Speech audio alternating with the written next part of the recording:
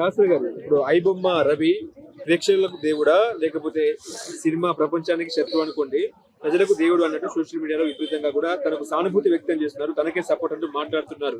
ఏం చెప్తారు? వాళ్ళకి ఏం తెలుసు సినిమా వాళ్ళు పడే కష్టాలు? ప్రొడ్యూసరు ఒక సినిమా కోసం సినిమా మధ్యలో డబ్బులు లేక ఆగిపోతే అమ్ముకుంటున్న పొలాలు వాళ్ళకేం తెలుసు, అమ్ముకుంటున్న ఇళ్ళు వాళ్ళకేం తెలుసు? ఇవన్నీ అమ్ముకొని హైదరాబాదు కానీ మెడ్రాస్ కానీ వెళ్ళి సినిమా తీసి 10 మందికి అన్నం పెట్టి పనిస్తున్నాడు ప్రొడ్యూసర్. అటువంటి ప్రొడ్యూసర్కి ఎనలేని నష్టాలు తీసుకొచ్చి పెట్టాడు ఈ ఐబొమ్మ రవి. ఇదేంది న్యాయమా? నువ్వు ఇంట్లో కూర్చొని సినిమా చూసేసేస్తావు, కానీ థియేటర్లో రిలీజ్ అయిన ఈవినింగ్కే నీకు సినిమా ఈవినింగ్కే చూపిస్తున్నాడు. మార్నింగ్ షో పడిందంటే ఈవినింగ్ కల్లా నీకు మాస్టర్ ప్రింట్ దింపి చూపించేసేస్తున్నాడు. కానీ మేము ఇంత కష్టపడి, మేము ఇంత శ్రమపడి, మేము రేయనక పగలనక ఎండనక వాననక నీరనక నిప్పనక ఆ రకంగా కష్టపడి తీసిన సినిమాని ఇతను ఫ్రీగా చూపిస్తానంటే మేము అంత ఊరుకుంటామా? నా కష్టాన్ని దోచుకుంటాము అంటే ఊరుకుంటామా? ఈవేళ రోజున సినిమా ప్రపంచంలో సరిగ్గా ఒక్క సినిమా కార్మికుడు కూడా పనులు లేవు. పెద్ద పెద్ద హీరోలు కూడా డేట్స్ ఖాళీ పెట్టుకొని కూర్చుంటున్నారు. ఎందుకంటే థియేటర్లో జనాలు ఉండట్లేదు. సినిమా రిలీజ్ అయినా సెకండ్ షోకే మార్నింగ్ షో రిలీజ్ అవుతుంది, నూన్ షో అండ్ ఫస్ట్ షోకే ఐబొమ్మలో రిలీజ్ అవుతుంది. ఇలా పెట్టుకొని వాళ్ళు కూడా చాలా ఇదైపోయి పెద్ద పెద్ద హీరోలు కూడా కాసేపు అలా పక్కన కూర్చుంటున్నారు. అంత ఇది చేసేసాడు అనమాట ఈ ఐబొమ్మ రవి. కానీ శాస్త్రి గారు, ముఖ్యంగా ఏంటంటే ఇప్పుడు సినిమా వాళ్ళు ప్రేక్షకుల జేబుల్ని గుల్ల చేస్తున్నారు, ఆ జేబులను ఖాళీ చేస్తున్నారు. దాదాపుగా పాప్కార్న్ అయితే 2000, సినిమా టికెట్ అయితే 3000. ఒక సదరు ఫ్యామిలీ బయటకు వచ్చి సినిమా చూడాలంటే 2-3 వేలు ఖర్చు అవుతా ఉంది. మరి దీని గురించి ఎవరు ఆలోచిస్తారన్నట్టు కూడా మాట్లాడుతున్నారు. ఈ ఐబొమ్మ రాకముందు ఇంత రేట్లు లేవు. పాప్కార్న్ 2000 ఎక్కడ ఏ థియేటర్లో అమ్మలేదు. ఇది అమెరికా దేశం కాదు, మన ఇండియన్ కంట్రీలో ఎక్కడా కూడా పాప్కార్న్ రేట్ 2000 రూపాయలు లేదు. టికెట్ల రేట్లు కూడా 2000 రూపాయలు లేవు. మహా ఉంటే ఒక 500, లేకపోతే సినిమా రిలీజ్ అయిన రోజున ఒక 1000 రూపాయల దాకా ఉంటుంది. అంతేగాని సినిమా రిలీజ్ నెక్స్ట్ డేనే రేట్లు తగ్గిపోతున్నాయి. కానీ ఈ ఐబొమ్మ రావడం వల్లనే మా ప్రొడ్యూసర్లే కానీ మా సినిమా వాళ్ళే కానీ రేట్లు పెంచారు, ఒప్పుకుంటాను, కాదనను.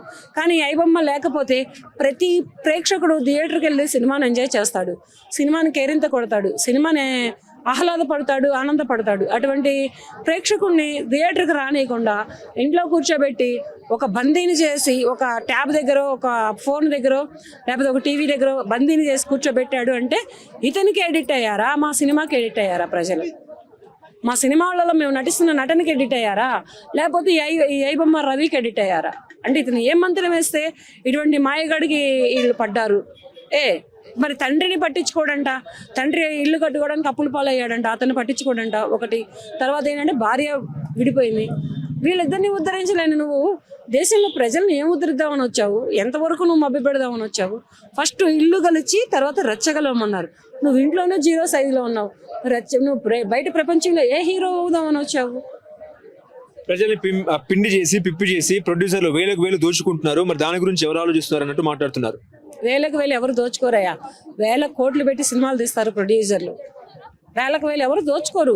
నువ్వు పెట్టేది ఒక 500 పెడతావేమో, లేకపోతే ఒక 600 పెడతావేమో, అంతకు మించి అయితే పెట్టావు. సినిమా థియేటర్కి వెళ్ళి ఒక టికెట్ కొనుక్కుంటే అంత మల్టీప్లెక్స్లకు ఎందుకు వెళ్ళడం? నార్మల్ థియేటర్కి వెళ్ళండి. నార్మల్ థియేటర్స్ కూడా బోల్డ్ అని ఉన్నాయి కదా. 100 రూపాయల టికెట్ దగ్గర నుంచి ఉంది. నార్మల్ ప్రేక్షకుడు, ఇప్పుడు ఒక కూలీ నాలి పని చేసుకునే ప్రేక్షకుడు సరదాగా సాయంత్రం అప్పుడు ఒక 100 రూపాయల టికెట్ పెట్టుకుని కొనుక్కొని వెళ్ళేటటువంటి థియేటర్లు కూడా ఉన్నాయి. ఇటువంటి థియేటర్లకు వెళ్ళండి, ఇటువంటి థియేటర్లలో చూడండి సినిమాలు. అందుకని మల్టీప్లెక్స్లకి మీరు హై లెవెల్ కోసం, మీ ప్రెస్టేజ్ కోసం, మీరు చదువుకున్న చదువుల కోసం, మీకున్నటువంటి అహంకారం కోసం మీరు ఐమాక్స్ అంటూ పెద్ద పెద్ద మల్టీప్లెక్స్ థియేటర్లకు వెళ్తూ వేలకు వేలు కొళ్ళు కొడుతున్నారని ఎందుకంటారు? 1000 కోట్లు పెట్టి సినిమా తీస్తున్నాడు ప్రొడ్యూసర్. ఆ 1000 కోట్ల గురించి, ఈ సినిమా గురించి, ఈ సినిమా పిచ్చి పట్టి ప్రొడ్యూసర్కి ఊర్లో స్థలాలు అమ్మేస్తున్నాడు, పొలాలు అమ్మేస్తున్నాడు, ఇల్లు అమ్మేస్తున్నాడు, ఎక్కడెక్కడ ప్రాపర్టీస్ మొత్తం అమ్ముకొని వచ్చి ఈ సినిమాకి పెడుతున్నాడు. ఎందుకు? మిమ్మల్ని ఆనందింపజేయడానికి, మిమ్మల్ని ఆహ్లాదపరచడానికి, మీ ఎంజాయ్మెంట్ చూడటానికి ప్రొడ్యూసర్ ఇంత కష్టపడుతున్నాడు. దానికి తగ్గట్టుగానే మా 24 క్రాఫ్ట్స్ వాళ్ళని కూడా కష్టపడుతున్నాం. తెల్లవారుజామున 4 గంటలకు లేచి వెళ్తాం తెలుసా? రాత్రి వచ్చేటప్పుడు ఏ అర్ధరాత్రి అయిద్దో తెలుసా మా ఆర్టిస్టులకి? ఇంత కష్టపడుతున్న మా కష్టాన్ని దోచుకొని రవి ఇలాగ ఐబొమ్మలో పెట్టి మాకు పనులు లేకుండా చేస్తే మరి ఎవరైనా ఊరుకుంటారా? చట్టాలు ఊరుకుంటాయా? న్యాయాలు ఊరుకుంటాయా? మా సినిమా ప్రొడ్యూసర్లు ఊరుకుంటారా? ఎవరు ఊరుకోరు కదా. కానీ ఒక ప్రొడ్యూసర్ స్థాయిలో ఉన్న వ్యక్తి ఐబొమ్మ రవిని ఎన్కౌంటర్ చేయాలన్న మాటలు కాన్స్టిట్యూషన్ విరుద్ధం కాదంటారా? అయ్యో కళ్యాణ్ గారు, ఎన్కౌంటర్ చేయొద్దు సార్. ఎన్కౌంటర్ చేస్తే ఎంతసేపు పడుతుంది? చిటికలో తప్పని ఎగిరిపోతుంది ప్రాణం. ఎన్కౌంటర్ చేస్తే ప్రాణం కాదు పోవాల్సింది. వాడు బ్రతికున్నంత కాలం ఈ ఐబొమ్మను సృష్టించినందుకు, ఈ ఐబొమ్మ లాంటి వెబ్సైట్లు సృష్టిస్తున్నందుకు జీవితాంతం నరకం అనుభవించాలి. ఇటువంటి శిక్షలు రావాలి. కానీ ఏం నరకం మేడం? ఏం శిక్షలు వేయాలంటారు? 30 ఏళ్ళు 40 ఏళ్ల క్రితం మంచి మంచి శిక్షలు ఉండేవి. వాటిని బయటకు తీస్తే పోలీసులు ఇప్పుడు బయట ఎంతో మంది నేరస్తులు తిరుగుతా ఉన్నారు. ఆయన ఆర్థిక ఉగ్రవాది కాదు, దేశ ఉగ్రవాది కాదు, ఆ దేశ సంఘ విద్రోహ శక్తి కూడా కాదు కదా. మా సినిమా ప్రపంచానికి ఉగ్రవాది, మా సినిమా ప్రపంచానికి మా సినిమా ప్రపంచాన్ని కొల్లగొట్టినటువంటి నమ్మక ద్రోహి ఇతనే, దోషి ఇతనే. నిర్దోషి అయితే కాడు అతను. నిర్దోషి అని ఎవరు చెప్పొద్దు. ఎందుకనంటే అతను చాలా ద్రోహం చేశాడు మా సినిమా వాళ్ళకి. మా సినిమా వాళ్ళకి పనులు లేకుండా చేశాడు. అంత కష్టపడి 1000 కోట్లు పెట్టి సినిమా తీస్తే వీడు ఐబొమ్మలో వేసి మా ఖజానా మొత్తం కొల్లగొడుతున్నాడు. ఏం చేయాలి వీడిని? అంటే మాకు పనులు రావద్దా? మేము బతకొద్దా? మా సినిమా వాళ్ళు బ్రతకొద్దా? మా డైరెక్టర్లు బ్రతకొద్దా? మా హీరోలు బ్రతకొద్దా? మా హీరోయిన్స్ బ్రతకొద్దా? మా కో ఆర్టిస్టులు బ్రతకొద్దా? లేకపోతే మా టెక్నీషియన్స్ బ్రతకొద్దా? ఐబొమ్మని అతను అరెస్ట్ చేస్తే పూర్తి స్థాయిలో పరిస్థితి ఆగిపోతుందనా? పైరసీ ఆగిపోతుందో లేకపోతే రేపు ఇంకో పైరసీ వస్తుందో తెలీదు. కానీ స్టెప్ వెనక్కేస్తాడు. వీడికి పడుతున్నటువంటి శిక్షకి ఇటువంటి పైరసీని తీసుకొచ్చేవాడు ఇంకొకటి ఎవడైనా ఉంటే ఆగిపోతాడు. ఫస్ట్ అటువంటి కఠినమైన శిక్షలు కావాలి వీళ్ళకి. ఎందుకంటే మా ప్రొడ్యూసర్లనే కానీ, మా డైరెక్టర్లైనా, మా సినిమా వాళ్ళని అంత గుండె కోత కోసాడు. మాకు అంత క్షోభ పెట్టాడు. మాకు పనులు లేకుండా చేశాడు. మాకు ఇప్పుడు పని లేదు. నేనైతే సినిమా షూటింగ్ చేసి చానాళ్ళు అయిపోతుంది. నా ముఖానికి మేకప్ వేసుకొని చానాళ్ళు అయిపోతుంది. మరి నా పరిస్థితి ఏంటి ఇవాళ? నన్ను ఎవరు పట్టుకుంటారు? నా నటన ఎవరు చూస్తారు? కనుక ఇటువంటి మా సినిమా ద్రోహులని, ఈ సినిమా ద్రోహే సినిమాకి ఇతను ఒక ఇటువంటి వ్యక్తులను మాత్రం వదలొద్దు. ఆడు మగాడ్రా బుజ్జి అని చెప్పి మాట్లాడుతున్నారు కదండి. ఆడు మగాడు కాదురా బుజ్జి, జీరోగాడు రా, డమ్మీ. మమ్మీగాడు పెళ్ళాన్ని చూసుకోలేని వాడు, తండ్రిని ఆదుకోలేని వాడు మగాడా? ఆడిది ఒక జన్మేనా? వాడు బ్రతికేది ఒక బ్రతికేనా? నాగార్జున చిరంజీవి చాలా సార్లు పోయారు స్టేషన్కి. ఈడెవడు రప్పించడానికి గొట్టంగాడు. ఈడు పెద్ద తోపుతురంగాడు ఏం కాడు. నాగార్జున గారు, చిరంజీవి గారు ఇటువంటి విషయాల్లో వచ్చి ఉండుంటారు. కాకపోతే బయటకు వచ్చి ఉండు. ఇప్పుడు సోషల్ మీడియా రావడం వలన కొద్దిగా బయటపడుతున్నాయి అంతే.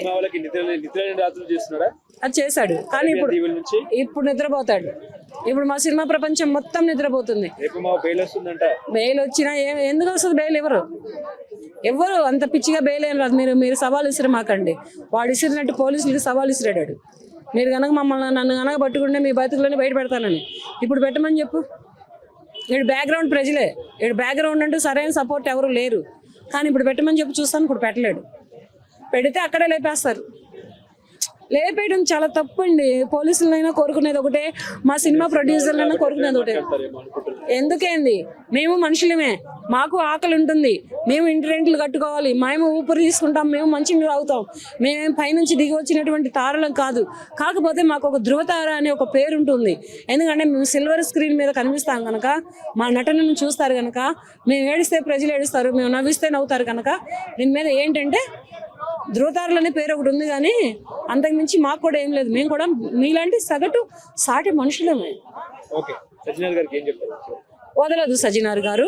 మీరు మళ్ళీ ఆర్టీసీ డిపార్ట్మెంట్ నుంచి పోలీస్ శాఖకు వచ్చారు కనుక ఇటువంటి మా సినిమా ద్రోహులను, మాకు అన్యాయం చేసిన వాళ్ళను, మాకు పని లేకుండా చేసిన వాళ్ళను, మా కంటి మీద నిద్ర లేకుండా చేసిన వాళ్ళని మాత్రం వదలొద్దు. ఒక్కొక్క టెక్నీషియన్స్కి అడుగుతుంటే ఇంటెద్దులు కట్టుకోలేక, పెళ్ళం పిల్లలను పోషించుకోలేక చాలా ఇబ్బందులు పడుతున్నారండి. వాళ్ళు మాత్రం వదలొద్దు.